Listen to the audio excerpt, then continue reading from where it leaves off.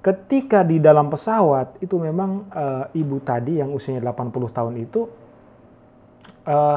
kebanyakan memang selama perjalanan itu merem gitu ya. Nggak mau makan, nggak mau minum, dan lain-lain. Dan itu sangat mengkhawatirkan ya.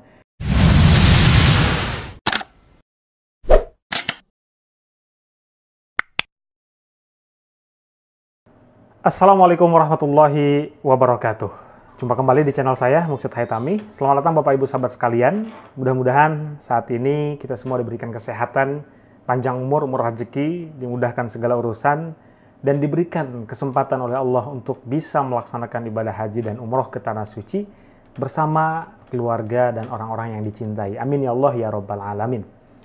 Ada satu doa yang sering diijazahkan oleh Ustaz Yusuf Mansur atau ustadz-ustadz yang lain tentang Mekah, Madinah, atau tentang umroh, bagaimana caranya supaya kita bisa berangkat umroh setiap tahun, bahkan setiap bulan. Doanya, Allahumma rzuqna ziyarata baitikal mu'azzam wa rasulikal mukarram fi hadzal am wa fi kulli am bi ahsanil hal. Nah, itu diistiqomahkan, dibaca pagi sore atau bahkan lebih afdol selepas sholat kita baca ya, selepas sholat fardu kita baca. Insya Allah, kalau yakin, kita bisa berangkat ke Tanah Suci bahkan setiap bulan. Insya Allah. Amin. Bapak Ibu sahabat sekalian, para perindu Tanah Suci, mudah-mudahan sehat selalu.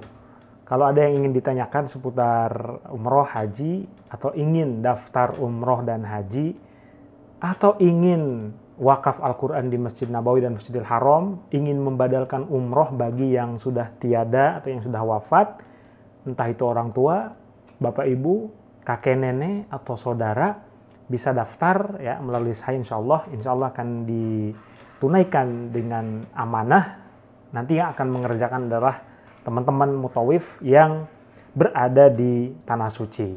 Seperti yang kita ketahui bahwa selama kurang lebih 2 tahun ini, para mutawif ya atau orang-orang yang bekerja sebagai pendamping, pembimbing ibadah di Tanah Suci, mereka banyak sekali yang kehilangan job ya. Artinya karena tidak ada jamaah yang berangkat ke Tanah Suci, akhirnya mereka tidak mengerjakan atau tidak membawa jamaah ya. Otomatis kalau tidak membawa jamaah, biaya-biaya yang biasanya mereka dapatkan ya dari mengantar jamaah umroh itu tidak didapatkan. Makanya salah satu cara untuk membantu teman-teman di sana adalah ya dengan cara itu. Kalau ada yang mau badal umroh ya, mereka akan badalkan di sana, dan tentunya ada biaya yang harus kita bayar, dan itu tidak mahal ya, hanya sekedar untuk biaya sertifikat misalnya, kemudian biaya taksi dan lain-lain, dan ya biaya pengganti untuk mutawif yang membadalkan.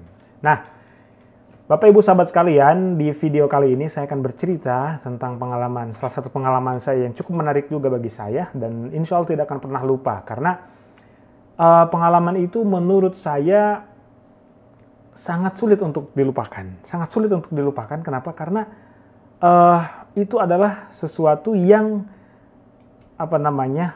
membuat saya waktu itu ketar-ketir. Ya, ketar-ketirnya bagaimana? Nah, simak terus videonya sampai habis, dan mudah-mudahan dengan cerita ini Bapak Ibu sahabat sekalian bisa mengambil hikmah atau pelajaran, sehingga nanti ke depan kalau mau berangkat umroh mudah-mudahan bisa terhindar dari hal-hal yang tidak diinginkan. Ya. Nah, waktu itu kita berangkat menuju ke Tanah Suci menggunakan pesawat Emirat. Saya sebut saja pesawat Emirat ya. Kalau pesawat Emirat atau pesawat-pesawat lain ya selain Saudi dan juga Garuda, itu biasanya transit di kota tergantung pesawatnya. Kalau Emirat berarti transitnya itu di Dubai. Kalau Etihad di Abu Dhabi. Kalau Turkish Airlines ya berarti di Istanbul ya.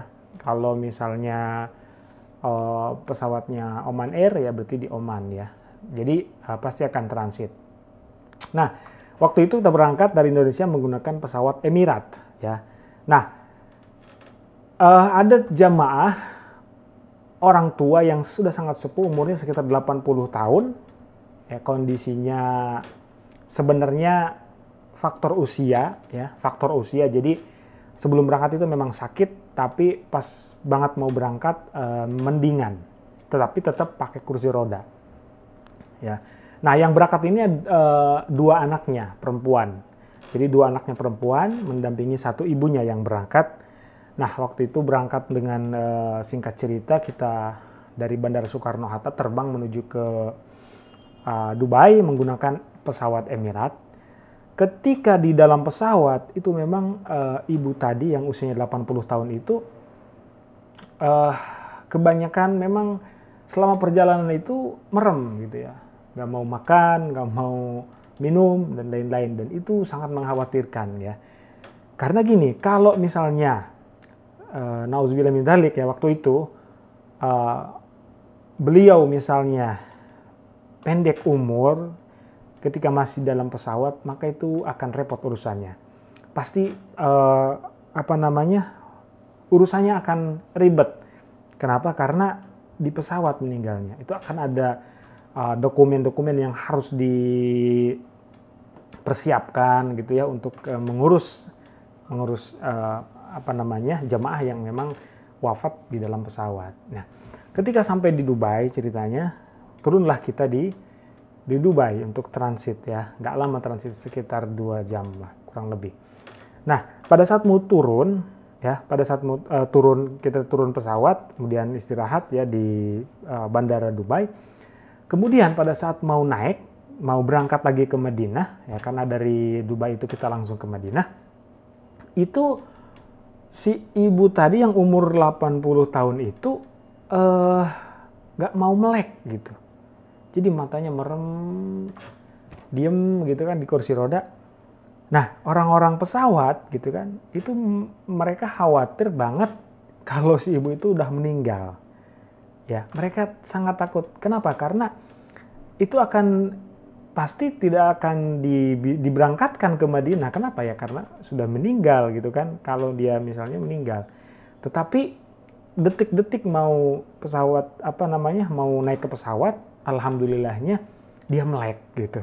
Si ibu itu melek ya, dan alhamdulillah mendapatkan izin dari pihak maskapai Emirates untuk kemudian melanjutkan perjalanan ke Madinah. Ya. Nah, sampai di Madinah sekitar kurang lebih 2 hari ya di Madinah, itu beliau memang sakit dan dirawat di rumah sakit. Kemudian dirawat di rumah sakit, setelah dirawat 2 hari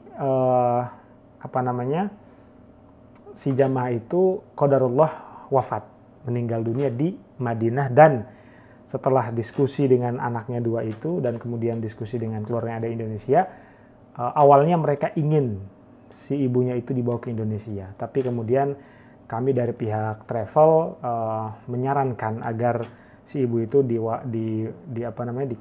dikuburkan di Madinah, karena banyak sekali orang yang ingin wafat di Madinah ya pada saat melaksanakan ibadah umroh. Nah, kebetulan si ibu ini diwafatkan di Madinah, di kotanya Nabi, dan bahkan dimakamkan di makam Baqi ya, Masya Allah.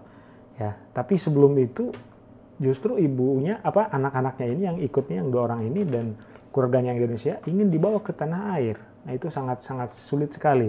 Bisa, tetapi akan sangat sulit dan biayanya akan sangat mahal gitu ya. Nah, pelajaran apa yang saya dapat dari kasus ini? Bukan kasus ya, cerita ini atau pengalaman ini. Pertama, bahwa ketika kita punya orang tua yang sudah tua renta dan ingin berangkat umroh, maka pastikan beliau atau kita sebagai keluarga itu sudah siap dengan segalanya ya, apalagi yang memang punya penyakit bawaan. Kita harus siap benar-benar. Dan kalau misalnya qadarullah ditakdirkan untuk wafat di tanah suci, maka jangan sampai kita ingin dibawa lagi ke Indonesia, karena itu merupakan tempat yang terbaik untuk wafat ya bagi jamaah umroh atau haji ya. Jadi itu saran dari saya gitu ya, sebagai seorang tour leader, sebagai seorang mutawif umroh, bagi teman-teman atau bagi sahabat Bapak Ibu sekalian yang kebetulan punya atau membawa keluarga yang sudah lansia atau yang sudah sepuh berangkat umroh ke tanah suci, maka kita harus siap dengan segalanya gitu ya, siap menerima semua keadaan dengan selapang-lapangnya. Mudah-mudahan cerita ini bermanfaat dan bisa menjadi referensi lah kalau misalnya nanti membawa jamaah yang memang sudah lansia. banyak sekali memang rintangannya, tetapi kalau kita yakin, kalau kita ikhlas, ya insya Allah itu berbuah pahala. Terima kasih sudah menonton video ini. Kurang lebih mohon maaf. Assalamualaikum warahmatullahi wabarakatuh.